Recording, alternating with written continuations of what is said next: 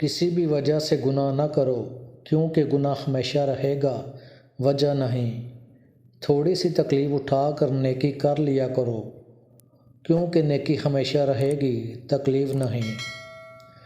جو باپ کی قدر کرتا ہے وہ کبھی غریب نہیں ہوتا، اور جو ماں کی قدر کرتا ہے وہ کبھی بد نصیب نہیں ہوتا۔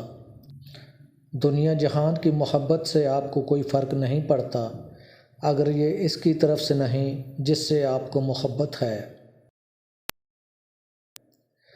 جو عورت عقل مند ہوتی ہے وہ شوہر کی پسند کو پسند اور ناپسند کو ناپسند بنا کر گھر کو جنت بنا دیتی ہے۔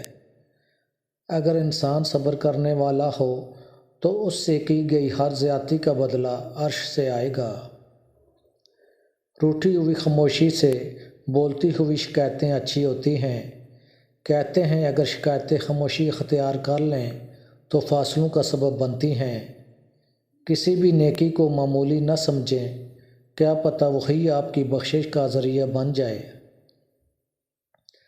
جن کو آپ بے وقوف سمجھ رہے ہوتے ہیں وہ آپ کی حرکتیں نظر انداز کر رہے ہوتے ہیں۔ دماغ ان کا بھی ہوتا ہے اور زبان بھی ہوتی ہے۔ ماں باپ کی دعائیں تسبیح کی دانوں کی طرح ہوتی ہیں جو ہر وقت چلتی رہتی ہیں۔ کبھی اپنے ماں باپ کو ناراض نہ کرنا۔ سہارے ڈھونڈنے والے یہ جان لیں کہ ہمیشہ بڑے درخت کے نیچے نہ گھاس اگتی ہے نہ کوئی دوسرا درخت جگہ بناتا ہے۔ زندگی کی دھوپ میں جلو تاکہ تمہاری علیحدہ شناخت بن سکے۔ اخلاص تو یہ ہے کہ انسان اپنی نیکیاں بھی اسی طرح سے چھپائے جیسے گناہ چھپاتا ہے۔ اگر امیر ہونا چاہتے ہو تو بکریاں ضرور پالو۔ بکری ایسا جانور ہے جو گھر میں برکت لاتا ہے۔ ہر نبی نے بکریاں ہی پالی ہیں۔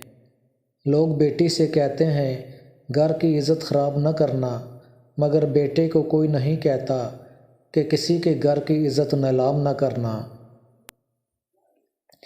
جس سے آپ کو محبت ہو اس کے بارے میں لوگوں سے مت پوچھیں، ہو سکتا ہے کہ اس کا کوئی دشمن اس کی خامی بتا دے۔ سانپ سے مت ڈرو، وہ سرے عام ڈستا ہے، ڈرو تو ان کم ظرفوں سے جو اپنے بن کے ڈستے ہیں۔ انجان رہنا جان لینے سے بہتر ہے، کیونکہ جب کسی کو مکمل جان لیا جائے تو وہیں سے فاصلوں کا آغاز ہوتا ہے، اور اس بات کا دکھ اس شخص کو بہت ہوتا ہے جو کسی بھی رشتے میں بہت مخلص ہو۔